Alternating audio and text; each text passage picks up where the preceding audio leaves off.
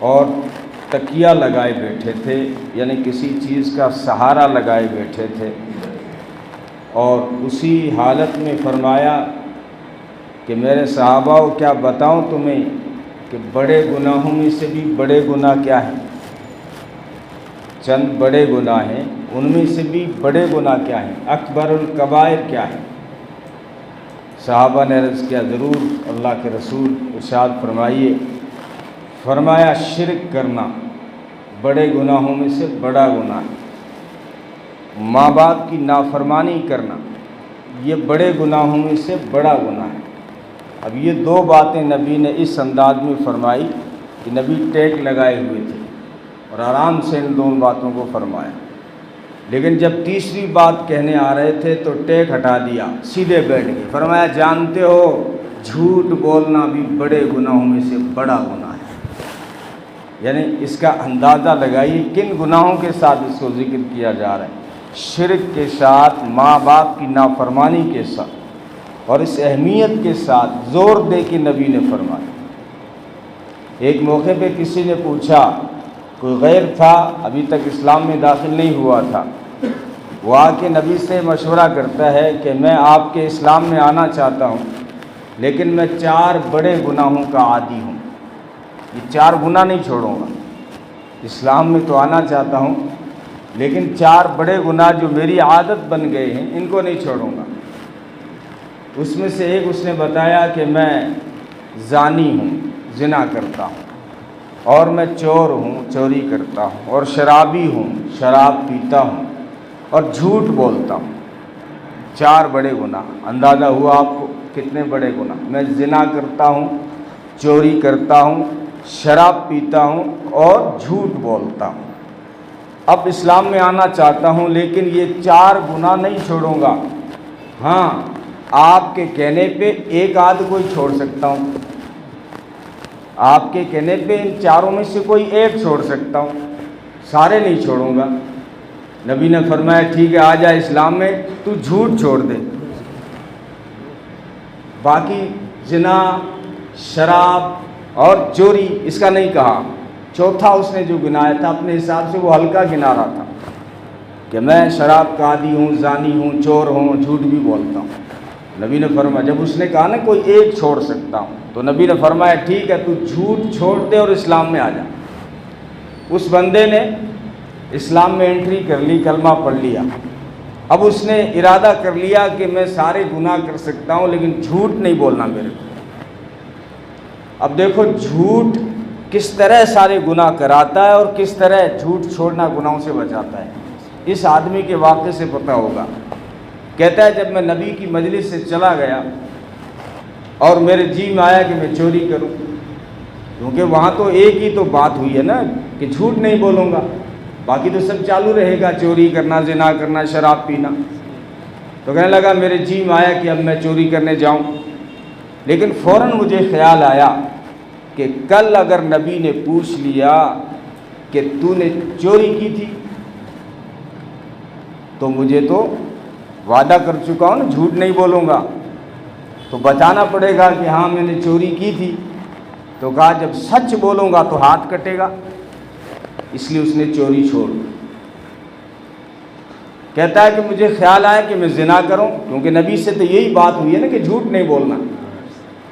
جب زنا کا ارادہ ہوا تو فوراً مجھے خیال آیا کہ کل اگر نبی نے پوچھ لیا کہ تو نے زنا کیا تھا تو جھوٹ تو بولنا نہیں ہے، میں سچ بولوں گا ہاں میں نے کیا تھا، اور سچ بول دیا تو شادی شدہ ہوں، سنسار کر دیا جاؤں گا، اسلام کی سزا ہے، پتھر سے مار دیا جاؤں گا۔ پھر کہتا ہے یہ تو نہیں کر سکتا میں، چلو شام ہوئی ہے شراب ہی پی لیتا ہوں۔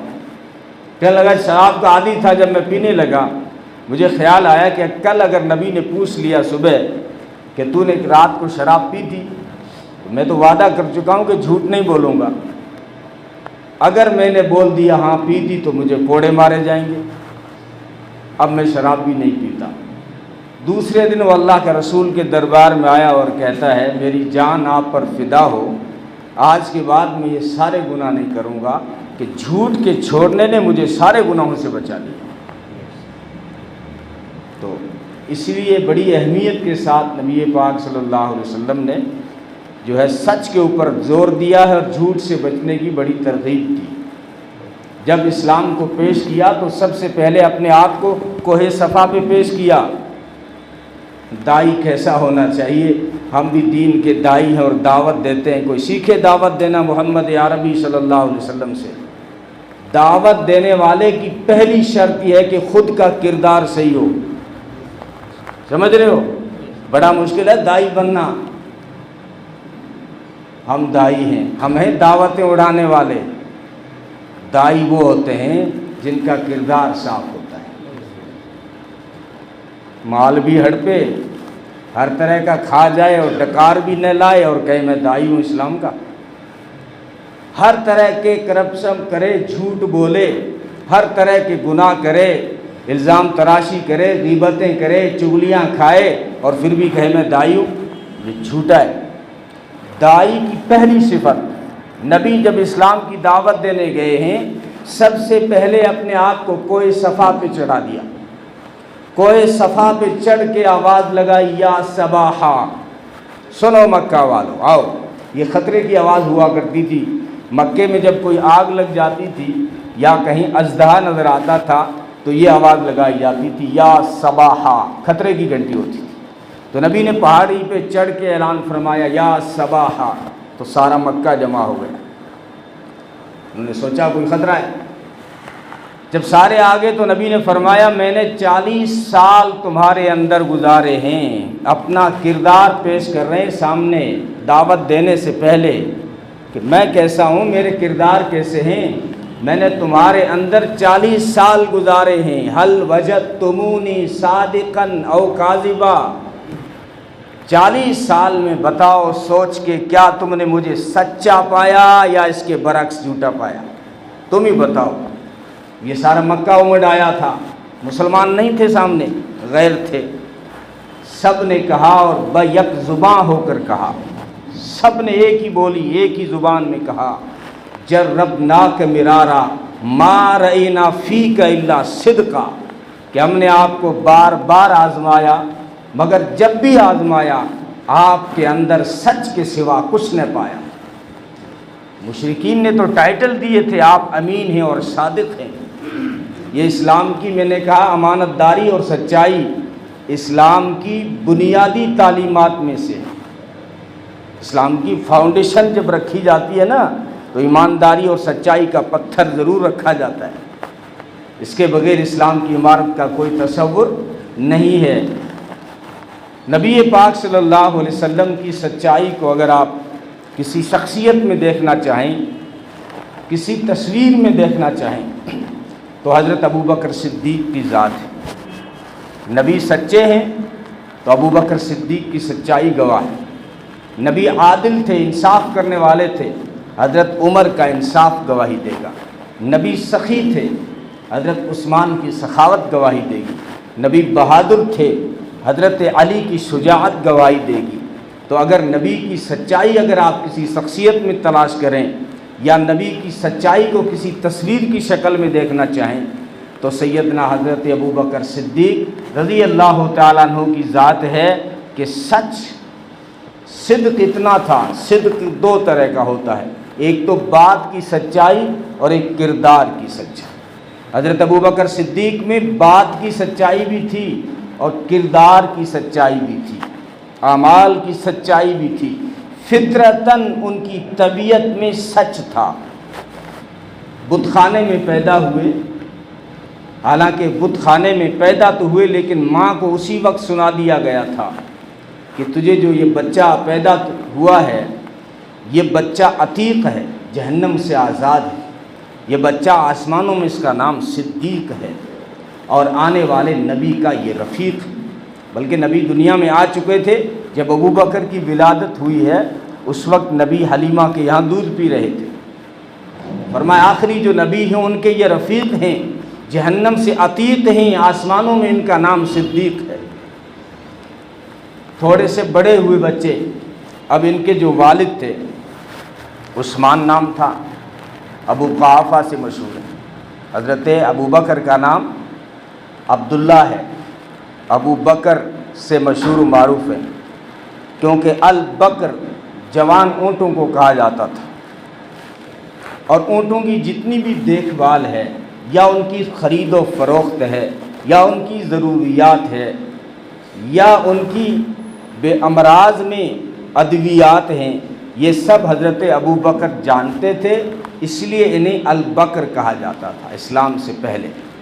اور بکر کے معنی پہل کے بھی ہیں، شروعات کرنا، اسٹارٹنگ کرنا۔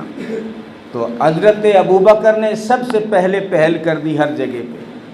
جب ایمان لانے کی باری آئی تب بھی پہل کر دی، تصدیق کر دی، پہل کر دی، ایمان کی تصدیق کرنے میں پہل کر دی۔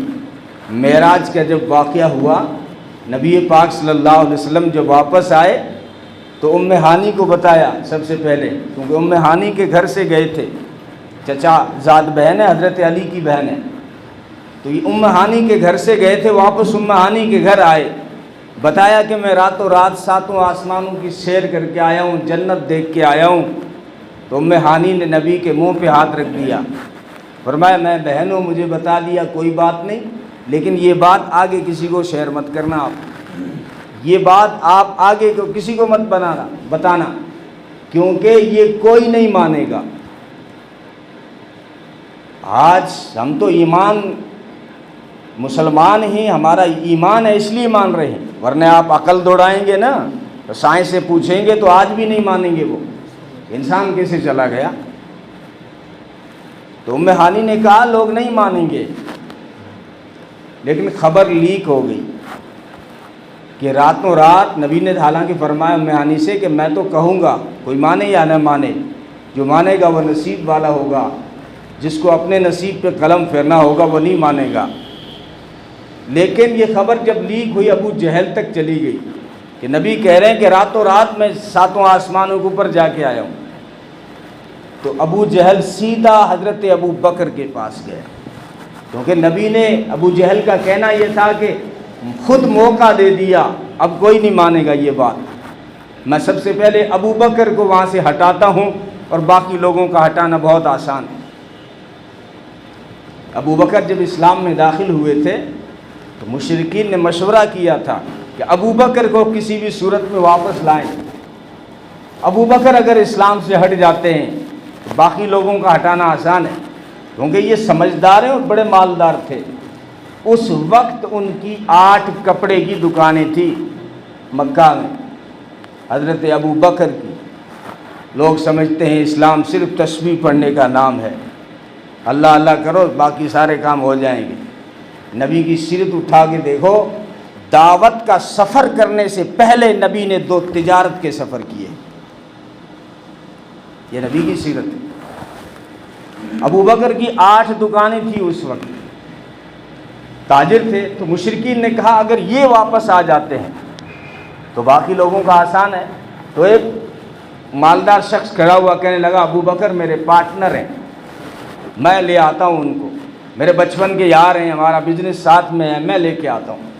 یہ عصر کے وقت میں آیا ابو بکر کے پاس میں، عبد الاسود اس کا نام تھا، کہنے لگا ابو بکر کہاں تم جو ہے مال چھوڑ کے کہاں چلے گئے ہو؟ ان کے یہاں چلے گئے ہو جو خود خدیجہ کے مال پہ پل رہے ہیں، تم خود بزنس مین ہو، تمہیں وہاں جانے کی کیا ضرورت تھی؟ اور اگر تمہیں سرداری چاہیے تو مکے کا سردار بنا دیا جاتا ہے، آپ کی دکانوں پہ سارے گراہک بھیج دیے جاتے ہیں، سارا مال آپ کے قدموں میں ڈال دیا جاتا ہے۔ ابو بکر نے سوچا تھا کہ اس سے کیا پتہ کہ ایمان کیا ہے، اس کو کیا پتہ کہ ایمان کیا ہے، یہ مجھے مال کی لالچ دے رہا ہے، اس سے کیا پتہ کہ اعمال کی قیمت کیا ہے۔ یہ ابو بکر نے صرف سوچا تھا۔ ابو بکر کی سوچ سورہ عصر فرشتہ لے کر آیا، والعصر ان الانسان لفی خسر، کہ عصر کی قسم، کیونکہ وہ عصر کے وقت آیا تھا، اس نے کہا تھا کہ ابو بکر پچھتاؤ گے، یہ وقت یاد کر لو کون سا وقت ہے۔ کہتے ہیں لوگ پچھتائے گا ایک دن، وہ گھڑی نوٹ کر لے 12 بج رہے ہیں، ایک دن آئے گا یاد دلاؤں گا۔ تو اس نے بھی کہا تھا کہ عصر کا وقت نوٹ کر لے، ایک دن پچھتانا پڑے گا، میں بہت بڑا آفر لے کے آیا تھا۔ ابو بکر نے فرمایا تو بھی اس عصر کے وقت کو یاد کر لے، پچھتانا کس کو پڑے گا، یہ وقت گواہی دے گا۔ تو اللہ نے سورہ عصر کو ابو بکر کی جو سوچ تھی، کہتے ہیں نا عمر جب بولتا ہے قرآن اترتا ہے، تو ابو بکر تو پہلے خلیفہ ہیں، علماء نے نکتہ دیا ہے عمر جب بولتا ہے تو قرآن اترتا ہے، صدیق جب سوچتا ہے تو قرآن اترتا ہے۔ یہ ابو بکر صدیق ہیں تو ایمان کی تصدیق بھی کر لی، حالانکہ نبوت کے اعلان سے پہلے یمن کا سفر کیا، تجارت تھی ان کی، وہاں پہ انہوں نے سنا کوئی اللہ والے ہیں، بزرگ ہیں، آسمانی کتابوں کا علم رکھتے ہیں، بڑی عمر تھی ان کی، ان کے پاس چلے گئے کہ علم والی شخصیت ہے، دعا لے لیتا ہوں۔ جب چلے گئے تو کہا کہ کیا نام ہے، کہ میرا نام عبداللہ ہے۔ کن کے بیٹے ہو؟ عثمان کے۔ تو وہ بزرگ کہتے ہیں جو آسمانی کتابوں کا علم رکھتے تھے، کہا تیرا نام ابو بکر تو نہیں؟ تجھے لوگ ابو بکر نہیں کہتے؟ کہاں ابو بکر کہتے ہیں۔ کہ بنی تمیم سے تو نہیں ہے؟ کہاں بنی تمیم سے۔ اچھا تیری آس پاس کہیں تل کا نشان ہے کالا؟ اب یہ راز کی بات ہے، انسان خود جانتا ہے، دوسروں کو کیا پتہ ہے، لیکن وہ بزرگ جس کی لمبی عمر ہے وہ ابو بکر سے کہہ رہا ہے تیرے پیٹ پہ کالے تل کا نشان ہے۔ اس کا جی ہاں ہے۔ فرمایا ہماری آسمانی صحیفے بتا رہے ہیں کہ آخری نبی کا پہلا امتی جو ہوگا ابو بکر ہوگا، عثمان کا بیٹا ہوگا، اس کے پیٹ پہ کالے تل کا نشان ہے۔ کہتے میں سمجھ گیا کہ تصدیق دل میں تو کر ہی لی تھی، لیکن جب واپس آ رہے ہیں مکہ کے قریب پہنچے، مشرکین نے جا کے کہا کہ ابو بکر یہ بھی مان لو گے؟ کہ ہوا کیا، پوری بات تو بتاؤ، کہ وہ تمہارا یار نہیں ہے دوست بچپن کا؟ وہ کہہ رہا ہے کہ میں نبی بن گیا۔ فرمایا اگر تم کہہ رہے ہو تو سب سے بڑا جھوٹ ہے، اگر وہ کہہ رہے ہیں تو سب سے بڑا سچ ہے۔ ملاقات سے پہلے تصدیق ہو رہی ہے، معراج کی تصدیق بھی ملاقات سے پہلے ہو رہی ہے، اس لیے انہیں لقب ملا صدیق، تصدیق کرنے والا۔ عتیق بھی جہنم سے آزاد، اور صدیق تصدیق کرنے والا، سچ بولنے والا، جس کے کردار میں سچ ہو۔ اتنا سچ تھا کہ باپ جب چھوٹے تھے حضرت ابو بکر تو باپ بت خانے میں لے گیا بتوں کی پوجا کرنے کے لیے۔ حضرت ابو بکر صدیق بہت چھوٹے سے بچے تھے، جب بتوں کے پاس باپ جا کے مانگنے لگا، چھوٹا سا بچہ بھی بیٹھ گیا۔ حضرت ابو بکر نے ان بتوں سے مانگا کہ تم خدا ہو تو مجھے کھانا دو، بھوک لگی ہے کھانا دو، اگر تم خدا ہو مجھے پیاس لگی ہے پانی دو، اگر تم خدا ہو تو میرے کپڑے پرانے ہو رہے ہیں نئے دلاؤ۔ اب یہ بتوں سے ابو بکر مانگ رہے ہیں۔ 3 مرتبہ حضرت ابو بکر نے بتوں سے آواز لگائی کہ مجھے کھانا چاہیے کھانا دو۔ اب بچہ ہوتا ہے اس کا انداز یہی ہوتا ہے، مجھے پانی چاہیے پانی دو، مجھے نئے کپڑے دلاؤ نہیں تو نہیں مانتا تمہیں۔ تو وہاں سے تو کیا آواز آنی تھی، وہ پتھر کے بنے ہوئے تھے۔ ابو بکر نے ایک پتھر اٹھایا اور ایک بت کے مار دیا، جس سے اس کی ناک ٹوٹ گئی۔ اب اس کے باپ کو بڑا تعجب ہوا، پکڑ کے غصے میں لے آیا گھر، جا کے ابو بکر کی امی کو بتایا کہ تیرے بیٹے کی تربیت نہیں کی تو نے، ہمارے معبودوں کی توہین کرتا ہے، پتھر اٹھا کے مار دیا، ناک توڑ دی ہمارے خدا کی۔ تو ماں کہنے لگی تم نے تو یہی ماجرا دیکھا ہے نا، جب یہ پیدا ہوا تھا نا تب فرشتے تھے، پتہ نہیں کون تھے، غیبی آواز میرے کانوں میں آتی تھی کہ تم نے جو اے ام الخیر جو بچہ تم نے جنما ہے اس کا نام عتیق ہے، جہنم سے آزاد ہے، آسمانوں میں اسے صدیق کہتے ہیں، آخری نبی کا رفیق ہے۔ یہ تو میں ان کی ولادت کے وقت سنا کرتی تھی۔ تو یہ حضرت ابوبکر صدیق رضی اللہ تعالیٰ عنہ ہے، جو میں نے کہا نا بکر کے معنی پہل کرنے والا، یہ ہر موقع پہ پہل کر جاتے ہیں۔ جہاں نبی کی ہجرت کا سفر ہو رہا ہے، اب صرف ایک ساتھ چلنا تھا، کس کو لیا ہے؟ رشتہ دار اور بھی تھے، بڑے بڑے صحابہ اور بھی تھے، حضرت علی چچا کے بیٹے ہیں، اور اتنے ایک گھر میں رہتے ہیں، لیکن جب سفر ہجرت کا ہوا ایک ساتھ میں چلے گا تو ابو بکر گیا ہے۔ حضرت علی کو بستر پہ سلایا کہ تم جو ہے امانتیں، لوگ کیونکہ میں نے کہا امین اور صادق کہتے تھے، مشرکین مکہ جب سفر کرتے تھے تو اپنی قیمتی امانتیں محمد عربی کے پاس رکھواتے تھے کہ یہ امانت میں خیانت نہیں کرتے. تو کہا جب ہجرت کا سفر ہوا تو کہا علی تم میرے بستر پہ سو جاؤ. حالانکہ یہ بھی بڑی سعادت ہے، کوئی آسان نہیں تھا، موت کا بسترا تھا وہ، چاروں طرف سے مشرکین نے جو ہے گھیرا ہوا تھا گھر کو. آپ صلی اللہ علیہ وسلم سورہ یاسین پڑھتے ہوئے نکل گئے اور ایک مٹھی اٹھائی اور پھینکی اور کافروں کی آنکھوں میں پڑی، کسی کو نظر نہیں آیا، وہاں سے نکل کے ابو بکر کے گھر پہنچ گئے. لیکن حضرت علی تو وہاں سوئے رہے. پورا گھر جو ہے چاروں طرف سے تلواریں ننگی نکل چکی ہیں، نوجوان ہیں، اور صبح کے وقت انہوں نے دروازہ توڑ کے اندر داخل ہوئے اور جلدی سے ابو جہل نے چادر ہٹائی تو علی سو رہے. تو بڑا دھوکہ ہوا کہ علی کہ نبی کہاں ہیں؟ تو وہ چلے گئے. اب علی تھے جھوٹ تھوڑی بولتے، چلے گئے. کہاں گئے؟ کہا جہاں جانا تھا وہاں چلے گئے. گئے کہاں کہ چلے گئے. کہاں ہیں؟ چلے گئے. کہاں چلے گئے؟ کہ جہاں جانا تھا. ابو جہل نے پھر پوچھا کہاں جانا تھا؟ کہ جہاں گئے ہیں وہیں جانا تھا. یعنی جھوٹ بھی نہیں بولا اور پتہ بھی نہیں بتایا. حضرت اسماء نے بھی ابو بکر کی بیٹی کو جب تھپڑ مارے ابو جہل نے کہ کہاں ہیں؟ کہ مجھے پتہ ہے کہاں ہیں. کہ بتا. کہ تجھے پتہ نہیں بتاؤں گی، جان دے دوں گی، لیکن محمد عربی کا ایڈریس تجھے نہیں بتاؤں گی، تیرے ناپاک ارادے. تو حضرت علی کو بستر پہ سلایا ہے، لیکن جو ساتھ سفر میں ہیں وہ جیسے نبی کے 2 نرالے سفر ہیں. عطا اللہ شاہ بخاری فرمایا کرتے تھے معراج کا سفر بھی نرالا ہے، وہاں جبریل ساتھ تھا، اور ہجرت کا سفر بھی نرالا ہے، یہاں ابو بکر ساتھ تھا. اور معراج کے سفر میں ایک موڑ ایسا آیا جب نبی پاک صلی اللہ علیہ وسلم سدرۃ المنتہا پہ پہنچے تو جبریل جو یہاں سے ساتھ چلاتا رہبر بن کے وہ رک گیا. کہنے لگا اب میں آگے نہیں چلوں گا، یہاں سے آپ اکیلے جائیں گے. آپ صلی اللہ علیہ وسلم نے فرمایا جبریل تم دھرتی سے مجھے لینے آئے تھے اور میرے گھر آئے تھے، مجھے جگایا، اٹھایا اور اتنا سارا انتظام کیا، لیکن جو منزل تھی وہ منزل تو ابھی نہیں آئی، بیچ راستے میں مجھے چھوڑ دیا. جبریل کہنے لگا میری مجبوری ہے، اگر ایک بال کے برابر بھی آگے سرکا تو میرے سارے پر جل کر خاکستر ہو جائیں گے، جل جائیں گے، خاک ہو جائیں گے. اس موقع پہ عطا اللہ شاہ بخاری ایک جملہ کہتے تھے کہ وہ تو جبریل تھا جو جلنے کے ڈر سے رک گیا. اگر اس سفر میں ابو بکر صدیق ہوتا جل تو جاتا مگر پیچھے نہ ہٹتا، جل تو جاتا مگر پیچھے. دیکھو ہجرت کے سفر میں کیا مشکلات اٹھائی ہیں. آپ بھی گئے ہوں گے عمرہ کرنے، حج کرنے. غار ثور کہاں ہے؟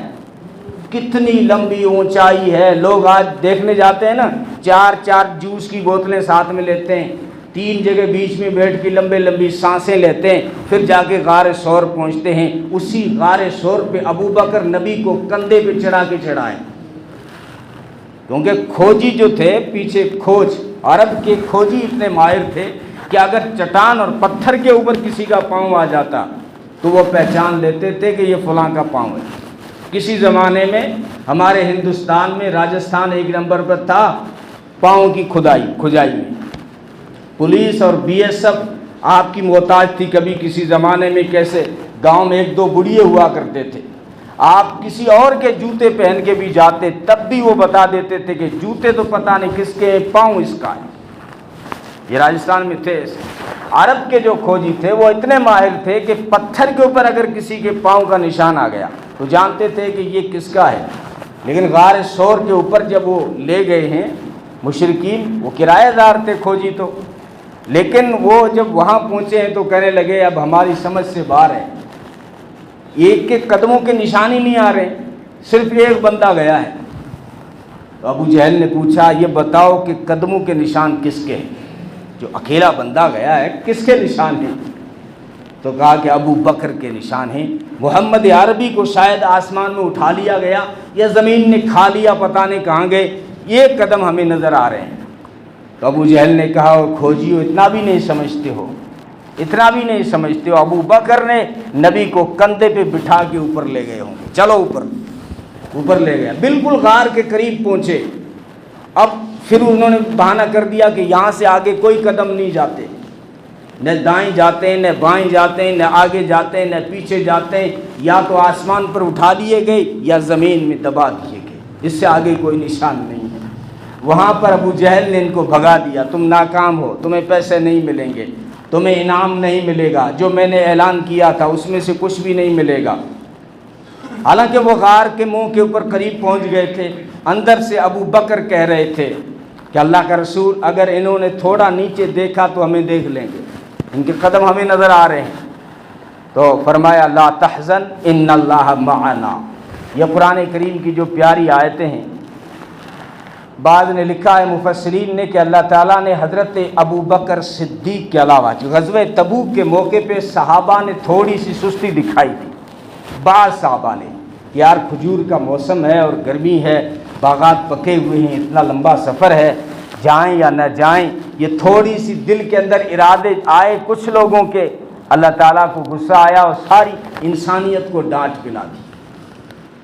مفسرین کہتے ہیں صرف ابو بکر کو چھوڑا اور باقی سارے انسانوں کو مخاطب کر کے کہا الا تنصروہ فقد نصرہ اللہ، اگر تم میرے محبوب کی مدد نہیں کرو گے تو اللہ خود مدد کرے گا۔ الا تنصروہ فقد نصرہ اللہ، اگر تم میرے محبوب کی مدد نہیں کرو گے، اگر تم دین کی مدد نہیں کرو گے تو خدا خود مدد کرے گا۔ دیکھا نہیں تم نے اذ اخرجہ الذین کفروا ثانی اثنین اذ ہما فی الغار، بتاؤ اے دنیا کے انسانوں جب کافروں نے ان کو مکے سے نکال دیا تھا، اذ اخرجہ الذین کفروا ثانی اثنین، وہ دو میں سے دوسرا تھا، یعنی ایک ابو بکر تھا اور دوسرا محمد الرسول اللہ صلی اللہ علیہ وسلم تھے۔ بتاؤ اس وقت کس نے مدد کی تھی؟ انسانوں تم نے مدد کی تھی اس وقت، بتاؤ کیا میرا دین تمہارا محتاج ہے؟ کیا میرا محبوب تمہارا محتاج ہے؟ تو بتاؤ ہجرت کے سفر میں تم نے کتنی مدد کی تھی؟ وہ اکیلا ہی تو تھا میرا محبوب، اگر اس کے ساتھ کوئی نہیں تھا، صرف ابو بکر تھا۔ قرآن کا انداز تو دیکھیے، سارے انسانوں کو ڈانٹی پلا رہا ہے، کہہ رہا ہے اذ اخرجہ الذین کفروا ثانی اثنین اذ ہما فی الغار اذ یقول لصاحبہ لا تحزن ان اللہ معنا۔ جب ابو بکر نے کہا نا اللہ کا رسول یہ بالکل منہ پہ کھڑے ہیں، لیکن اللہ جب مدد کرنے پہ آتا ہے مکڑی سے کام لے لیتا ہے۔ مکڑی نے جالا تان دیا بڑی خوبصورتی سے۔ اب جالا کوئی انسانوں نے سوچا کہ ایک دن میں ایک گھنٹے میں تھوڑی تنتا ہے، وہ تو کئی دنوں تک محنت کرتی ہے تب بڑا جال بنتا ہے۔ تو آدمی اگر اندر گیا ہوگا تو جالا مکڑی کا تو ٹوٹ جاتا، اس کا مطلب غار میں نہیں۔ دوسرا ہے کہ کبوتری نے انڈے دے دیے تھے اور وہاں پہ گھونسلہ بنا، انڈے بھی دے دیے، ٹائم لگا ہوگا نہیں لگا ہوگا، لیکن جب مدد اللہ کی ساتھ ہوتی ہے تو کبوتری نے کس پھرتی سے یہ کام کیا ہے، وہ گھونسلہ بنا، انڈے دیا، اور جب فر سے جب اڑی نا تو کافروں کی عقل بھی اڑ گئی۔ انہوں نے کہا یہاں نہیں ہو سکتے، چلو ٹائم برباد ہو رہا ہے۔ تو اس وقت ابو بکر کہہ رہے ہیں کہ یہ ہمیں دیکھ لیتے۔ بعض روایتوں میں آتا ہے ایک بندے نے پھر ابو بکر کی تسلی کے لیے غار کی طرف منہ کر کے پیشاب کرنا شروع کر دیا۔ نبی نے فرمایا ابو بکر کیوں؟ اب تو یقین ہو گیا نا نہیں دیکھ رہے ہیں، اگر دیکھ رہے ہوتے ہیں تو ادھر کر کے تھوڑی پیشاب کرتے یہ۔ لیکن انداز کیا ہے؟ ان اللہ معنا، اللہ ہمارے ساتھ ہے۔ لا تحزن، ابو بکر غم نہ کر میری جان کا، اللہ کا نبی ہوں اور اللہ کا محبوب ہوں۔ لا تحزن ان اللہ معنا، اللہ ہمارے ساتھ ہے۔ دونوں اپنے محبوب، اپنے ابو بکر کو ساتھ میں رکھا کہ اللہ ہمارے ساتھ میں ہے۔ یہ انداز دیکھیے۔ تو حضرت ابو بکر کی شخصیت جب ہم اٹھائیں گے، پچھلے ہفتے میں نے حضرت عثمان کا ذکر کیا تھا، چونکہ آئندہ ہفتوں میں محرم اور حضرت حسین، حضرت عمر وغیرہ کے تذکرے ہوتے ہیں، تو میں نے سوچا کہ بیچ میں حضرت ابو بکر صدیق کی شان کو بھی لے لیا جائے۔ یہ ہماری جو ہے آئیڈیل شخصیات ہیں اسلام کی، مسلمانوں کو معلوم ہونا چاہیے۔ میرے بچے مطالعہ کریں کہ کون تھے محمد رسول اللہ، پڑھیں ابو بکر کون تھے، زندگی پڑھیں۔ حضرت عمر کون تھے، اس کی زندگی پڑھیں۔ حضرت عائشہ کی کیا زندگی تھی، حضرت حسین کی کیا زندگی تھی، فاطمہ کی کیا زندگی تھی۔ یہ کردار مسلمانوں کے سامنے ہونے چاہیے۔ کرکٹروں کا خوب معلوم ہے، فلمی دنیا کا میرے بچوں کو خوب معلوم ہے، لیکن پوچھو، بلکہ ایک اخبار میں آیا تھا، کسی لڑکے سے پوچھا گیا تھا کہ آپ کو پیپر میں لکھنا ہے کہ مکہ اور مدینہ کے اوپر لکھنا ہے. آتا ہے نا ایسا سوال, کبھی آتا ہے, کبھی عید کے اوپر لکھو, دیپاولی کے اوپر لکھو. تو اس سے پوچھا گیا تھا پیپر میں کہ مکہ اور مدینہ کے اوپر لکھو. تو مسلم لڑکے نے لکھا کہ جو ہے مکہ ایک راجا تھا اور مدینہ اس کی رانی تھی. یہ نالج کا حال ہے. بلکہ امیتابھ بچن جو لائیو پروگرام چلتا ہے نا, کون بنے گا کروڑ پتی, اس میں ایک مسلمان سے پوچھا اس نے کہ تمہارا نبی کون ہے؟ اس نے کہا جبریل. مسلمان نے کہا جبریل ہمارا نبی ہے. تو ایسے کورے نہ بنے, اسلام کا مطالعہ کریں. ابو بکر صدیق کی زندگی سے ہمیں سچائی اور وفاداری ملتی ہے.